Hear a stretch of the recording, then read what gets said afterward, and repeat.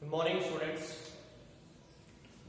हमने last class में carboxylic अम्लों की रासायनिक अभिक्रियाएं शुरू की और हमने आपको बताया कि कार्बोक्सिलिक समूह के अंदर कार्बोनिल समूह जुड़ा रहता है हाइड्रॉक्सी समूह से। ये एक इलेक्ट्रॉन आकर्षी समूह है जिससे ये हाइड्रोजन अम्लीय हो जाता है। कार्बोक्सिलिक अम्ल में जब ये H+ बाहर निकलता है तो ये OH बॉन्ड टूटता है, तो OH बंध के विदलन से कार्बोक्सिलिक अम्ल अम्लीय व्यवहार दर्शाता है। हम वो अभिक्रियाओं का अध्ययन कर रहे थे जिनमें कार्बोक्सिलिक OH समूह वाला बंधन टूटता है। हमने सबसे पहले जब अम्लीय माध्यम में हमने कार्बोक्सिलिक अम्ल की अभिक्रिया कराई तो अम्लीय माध्यम में कार्बोक्सिलिक समूह के हाइड्रोक्सिल समूह के लोन पेयर का प्रोटोनेशन हो जाता है जिससे ऑक्सीजन का धनावेश आ जाता है और ये कार्बन COH बंध का विदलन होता है। इस तरीके से COH बंध का विदलन होता है।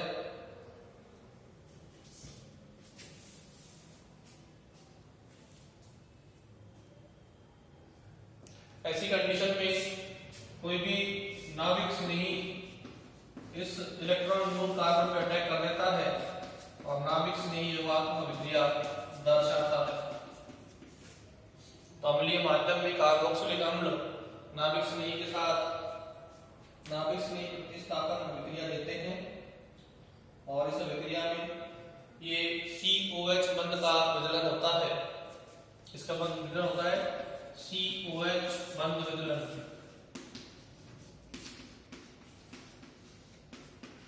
हमने हेल्महोल्ट्ज बैलेंस की अभिक्रिया देखी।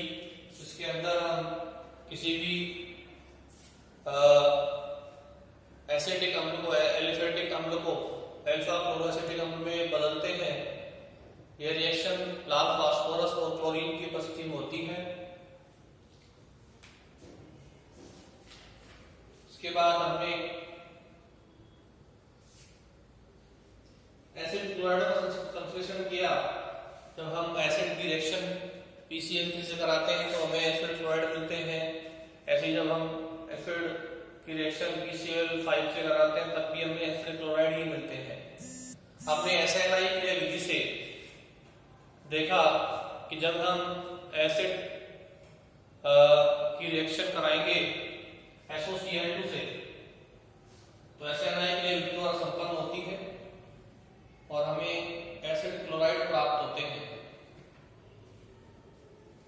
इसके बाद लास्ट में अब हम देख रहे हैं, उस क्लास में हम लास्ट में देख रहे थे एस्टरीकरण। लास्ट में हमने क्या देखा? एस्टरीकरण या एस्टरों का संश्लेषण। जब तनु अम्लीय या क्षारीय माध्यम में कोई भी अम्ल करता है रिएक्शन एल्कोहल से C2H5OH एथेनॉल एल्कोहल है, ये अम्ल है, तो इस रिएक्शन में वाटर बाहर निकलता है और एस्टर का निर्माण होता है। ये एथिल एसीटेट बन जाता है और वाटर बाहर निकल जाता है।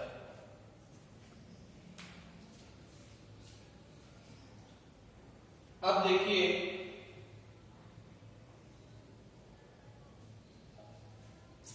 हमने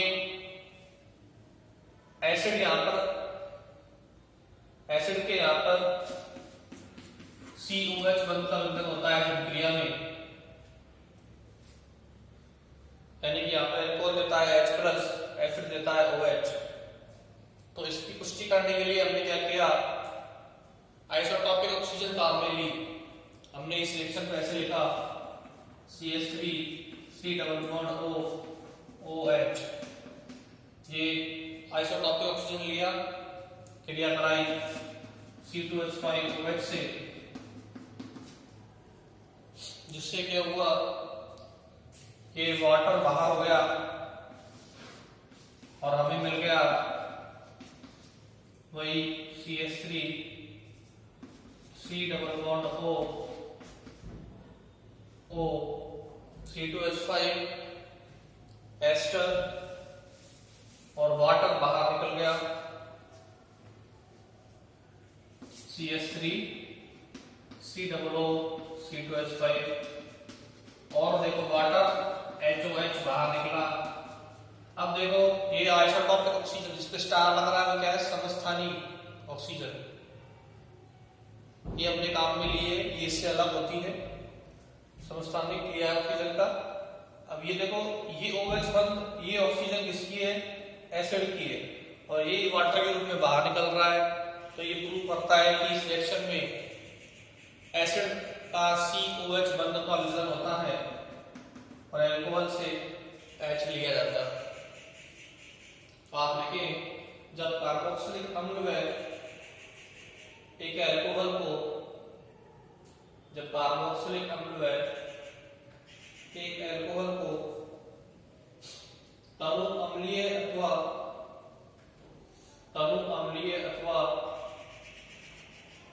तनु क्षारीय माध्यम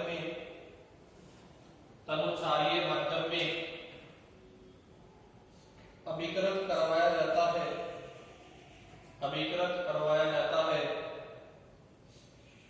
तो एस्टर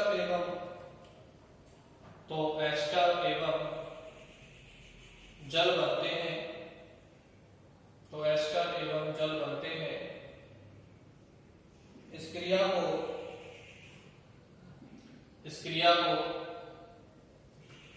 एस्टरीकरण कहते हैं।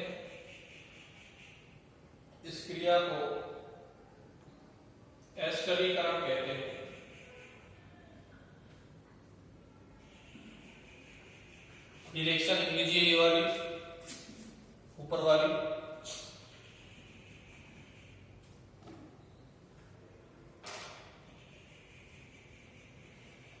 लिखो नीचे में आइसोटॉपिक ऑक्सीजन वाले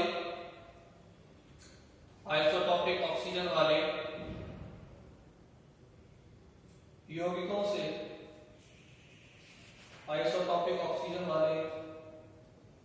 से क्रिया करवाने पर ज्ञात हुआ कि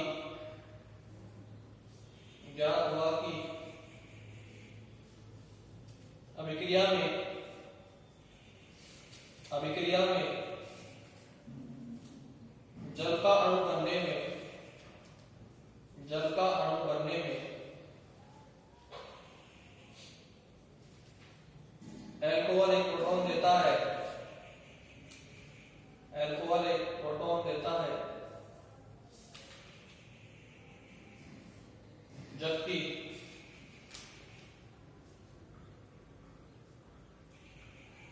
अम्ल एक OH समूह देता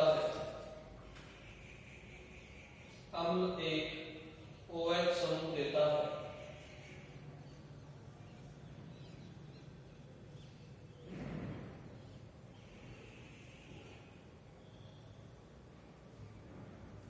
ठीक है, अब देखिए हम क्रियाविधि देखते हैं इस रिएक्शन की। देखो कैसे होती है संपन्न।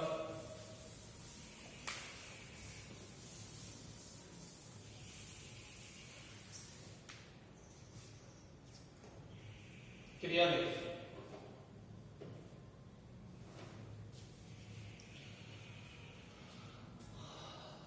अम्ल उत्प्रेरित अम्ल या क्षार की बस्ती में विक्रिया होती है। अम्ल उत्प्रेरित एस्टरीकरण,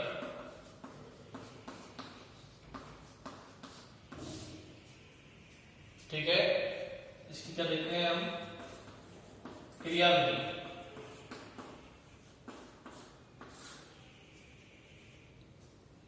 क्रियाविधि में क्या होता है, ये एसिड है,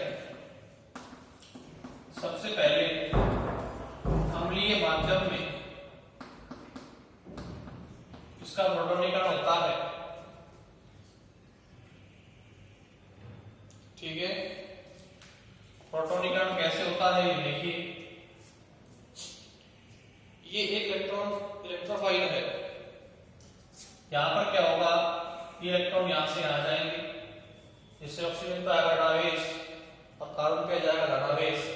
इस ऑक्सीजन से ये प्रोटॉन जुड़ जाएगा, बन जाएगा CH3 COH पॉजिटिव चार्ज,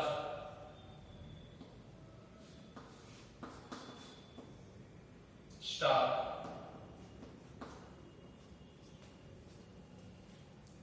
ठीक है, ये स्पीशीज में प्राप्त हो जाएगी। फिर क्या होगा, अब ये इलेक्ट्रॉन्स नहीं है क्योंकि कार्बोकैटायन बन गया।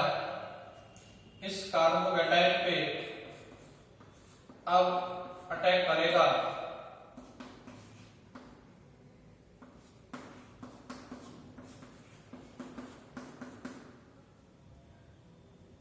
हमारा एल्कोहल, जो कि एक नाभिक स्नेही है। सीधा अटैक करेगा इस कार्बोकैटायन पर, जिससे क्या होगा, हमें ये स्पीशीज मिलेगी।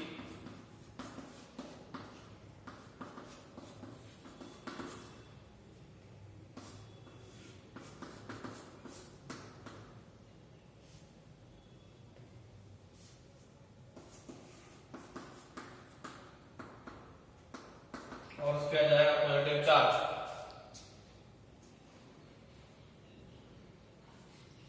अगले स्टेप पे ये प्रोटॉन यहां से यहां पर ऑक्सीजन जा रहा है पॉजिटिव चार्ज, तो ये प्रोटॉन सेक्टर खिंचेगा अपनी ओर, ठीक है। ये हमारा आइसोटोपिक ऑक्सीजन है और ये प्रोटॉन फिर यहां से हटके आ जाएगा इधर ऑक्सीजन पर, ठीक है। क्योंकि ऑक्सीजन के पास क्या है, लोन पेयर्स है। तो ऐसे इस तरीके से आइसोटॉपिक ऑक्सीजन से ये जुड़ जाएगा, यहां आ जाएगा धनावेश और ये स्पीशीज हमें प्राप्त होगी।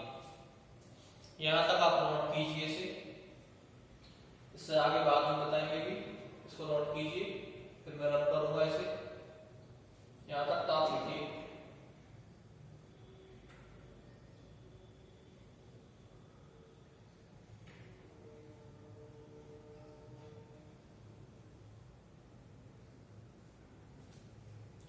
भाई यहां पर होते हैं लोन पेयर्स दो, इनसे ये प्रोटॉन भाग निकला H+, तो ये इससे जुड़ जाएगा।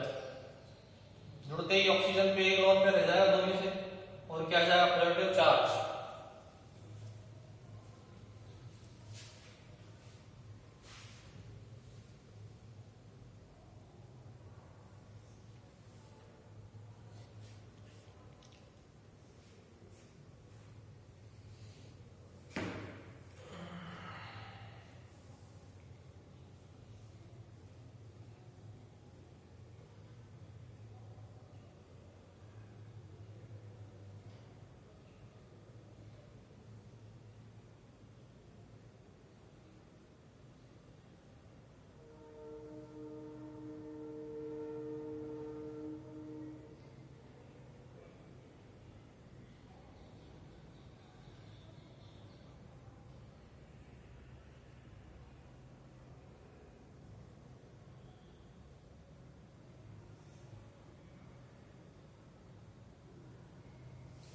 अब देखिए आगे क्या होगा।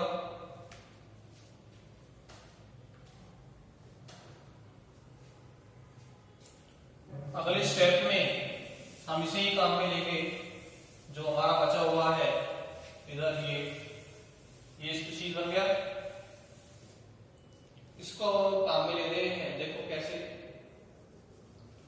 ऑक्सीजन पे क्या आ गया पॉजिटिव चार्ज, तो ये बाहर जाएगा वाटर, हमें क्या मिल जाएगा CH3COH O2CO और यहाँ पर पॉजिटिव चार्ज,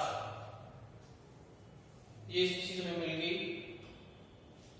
ये क्या करेगी, यहाँ से प्रोटॉन से इलेक्ट्रॉन खींच लेगी अपनी और कार्बन कैटायन H+ बाहर हो जाएगा यहाँ से, और हमें मिल जाएगा CH3C++ O2CO। क्लियर?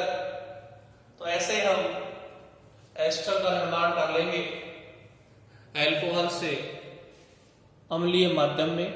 ये अम्ल उत्प्रेरित, देखो जो अम्ल में प्रवेश किया H+ वो बाहर निकल गया उसी फॉर्म में और हमें एस्टर प्राप्त हुआ। तो अम्लीय माध्यम में इस तरीके से ये रिएक्शन पूर्ण होती है। बहुत ही इंपॉर्टेंट रिएक्शन है, एग्जाम में क्रियाविधि सहित कई बार आ चुकी है 5 नंबर के अंदर, और इस बार भी शायद कुछ नहीं है क्योंकि एग्जाम हुआ था BSc सेकेंड ईयर का, तो लेकिन रिजल्ट में उनको प्रमोट कर दिया गया है।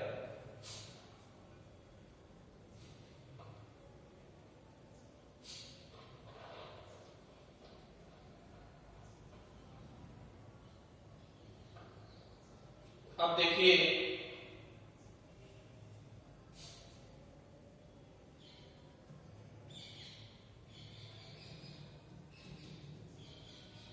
आगे चलते हैं। ये भी एक इंपॉर्टेंट रिएक्शन थी एस्टरीकरण। अब अमाइडों का संश्लेषण करेंगे कार्बोक्सिलिक अम्लों से। तो अगली रिएक्शन लिखिए, अमाइडों का संश्लेषण।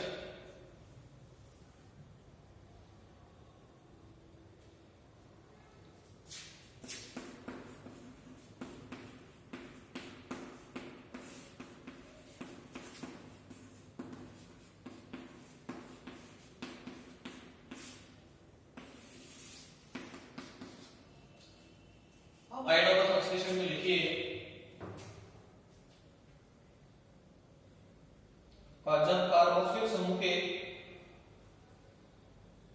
जब कार्बोक्सिलिक समूह के OH समूह को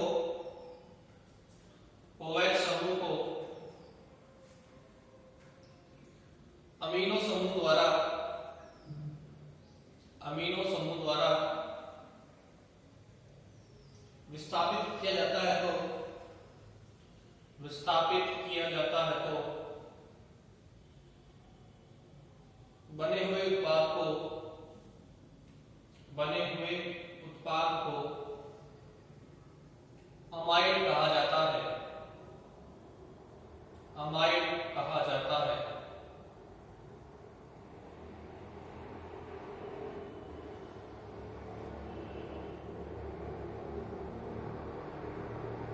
ठीक है, देखो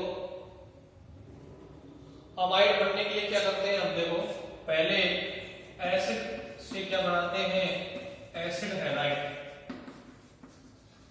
और फिर उस एसिड हैलाइड से हम क्या बनाते हैं, अमाइड। तो पहले हम क्या करेंगे, एसिड को एसिड हैलाइड में कन्वर्ट करेंगे और फिर उस एसिड हैलाइड की बनाएंगे रिश्ते से अमोनिया से, फिर जाके हमें क्या मिलेगा, अमाइड मिलेगा। अब एसिड क्लोराइड कैसे बनाते हैं, इसके लिए आप पहले पढ़ चुके हो। जब भी कोई एसिड रिएक्शन करता है या तो PCl3 से या PCl5 से या SOCl2 से, तो क्या मिलेगा आपको, OH समूह का विस्थापन Cl समूह से हो जाएगा और मिल जाएगा एसिड क्लोराइड RCOCl। ये जब रिएक्शन करेगा RCOCl अमोनिया से, तो यहां से HCl बाहर हो जाएगा, हमें क्या मिल जाएगा, अमाइड। तो ऐसे हम एसिड हैलाइड से पहले क्या बनाएंगे, एसिड हैलाइड, और उसको फिर अमोनियम अमाइड में कन्वर्ट करेंगे अमोनिया से विकर्ण करवा के। जैसे देखो मैंने ये एसिटिक एसिड लिया,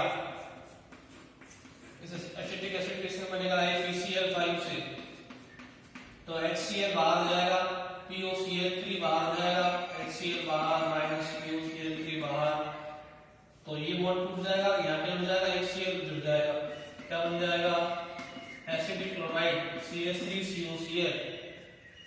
जब ये अमोनिया से करेगा रिएक्शन NH3 से, तो यहाँ से ये HCl बाहर आ जाएगा और हमें मिल जाएगा एसिटामाइड, और HCl बाहर हो गया, क्या मिल जाएगा, एसिटामाइड।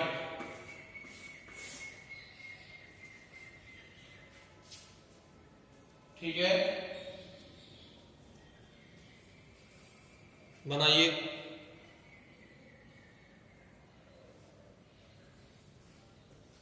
पहले इसमें कुछ स्टेटमेंट लिख लीजिए। जब कार्बोक्सिलिक समूह को अमीनो समूह द्वारा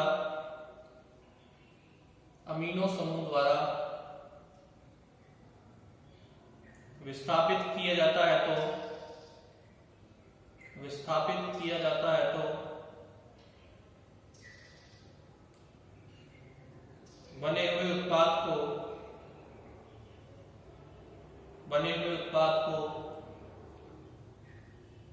अमाइड कहते हैं।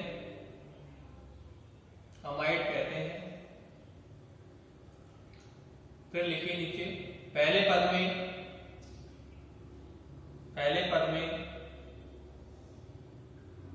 अम्ल से अम्ल हैलाइड बनाते हैं,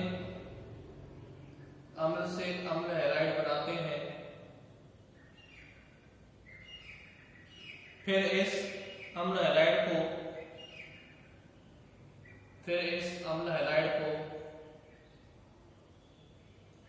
अमोनिया के साथ गर्म करते हैं,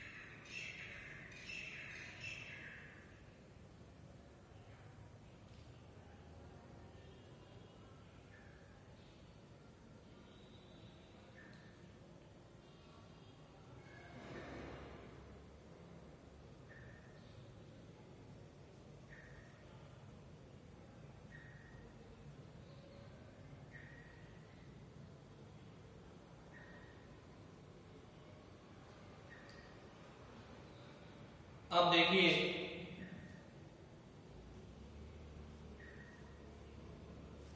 पहले इसको निर्माण की एक अन्य विधि भी है। पहले हम क्या करते हैं, उस विधि में एसिड की विक्रिया कराते हैं अमोनिया से, जिससे अमोनियम लवण बनते हैं, और वो अमोनियम लवण फिर अमाइड का निर्माण करते हैं विघटन द्वारा।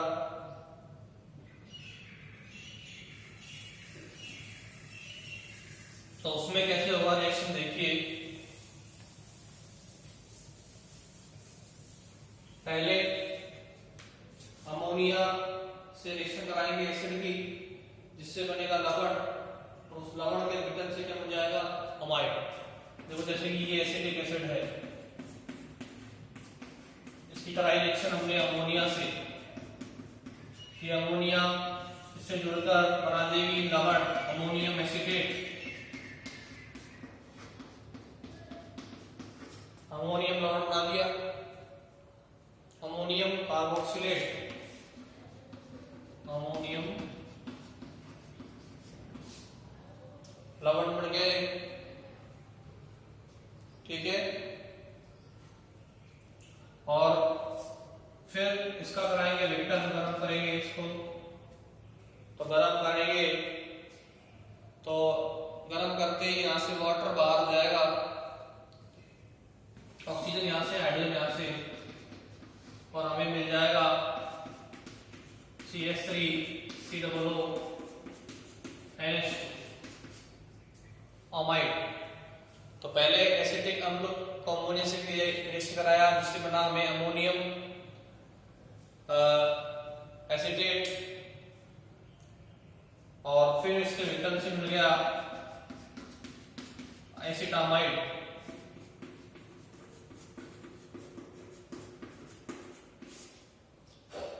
तो इस तरीके से हम डायरेक्टली भी अमोनिया के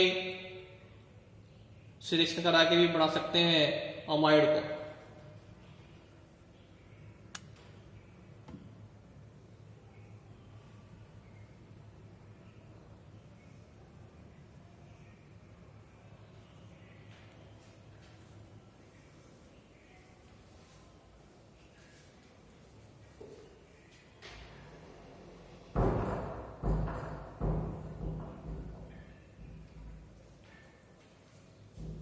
तो ये मेथड्स हैं अमाइड के संश्लेषण के।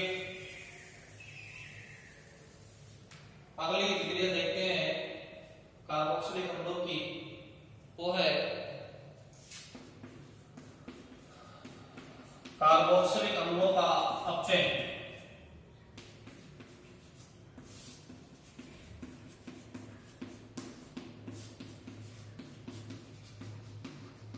कैसे हम इनका अपचयन कराते हैं, किन किन अपचयन से कराते हैं, और उत्पाद क्या बनता है। देखिए कार्बोक्सिलिक अम्लों का जो अपचयन होगा तो उससे क्या मिलते हैं, हमेशा प्राथमिक एल्कोहल। क्या मिलेंगे, प्राथमिक एल्कोहल। इसके लिए जो अपचयक काम में लेते हैं वो कौन कौन से लेते हैं, देखो। एक तो लेते हैं लिथियम एल्यूमिनियम हाइड्राइड LiAlH4, ये अपचायक काम में लेंगे। एक अपचायक काम में लेंगे डाइबोरेन V2S6, से हम बोलेंगे डाइबोरेन।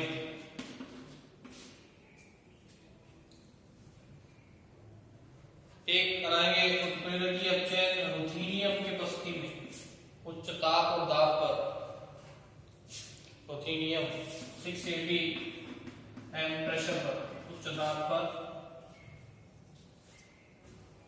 तो कार्बोक्सिलिक अम्लों का अपचयन निम्न अपचायकों द्वारा होता है, इसमें है लिथियम एल्यूमिनियम हाइड्राइड, डाइबोरेन और रुथेनियम। तो लिखिए कार्बोक्सिलिक अम्लों, कार्बोक्सिलिक अम्ल अपचयित होकर प्राथमिक एल्कोहल बनाते हैं।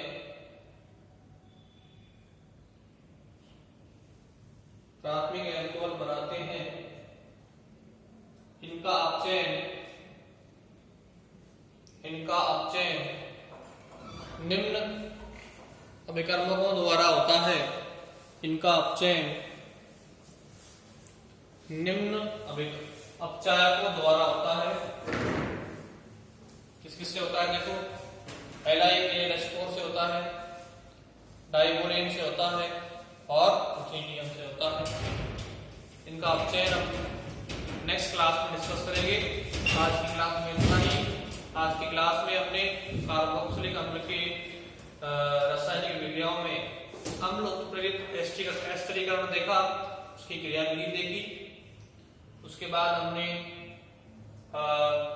अमाइडों का संश्लेषण किया दो तरीके से। पहले हमने एसिड से एसिड हैलाइड बनाए, फिर उसके अमोनिया से रिएक्शन द्वारा अमाइड का निर्माण किया। लास्ट में हम क्या देख रहे हैं, कार्बोक्सिलिक अम्लों का अपचयन। जब भी कार्बोक्सिलिक अम्लों का अपचयन होगा तो प्राथमिक एल्कोहल बनेंगे और लिथियम एल्यूमिनियम हाइड्राइड, डाइबोरेन और उत्प्रेरकीय अपचयन द्वारा ये क्रिया संपन्न होगी। ठीक है, मिलते हैं नेक्स्ट क्लास में।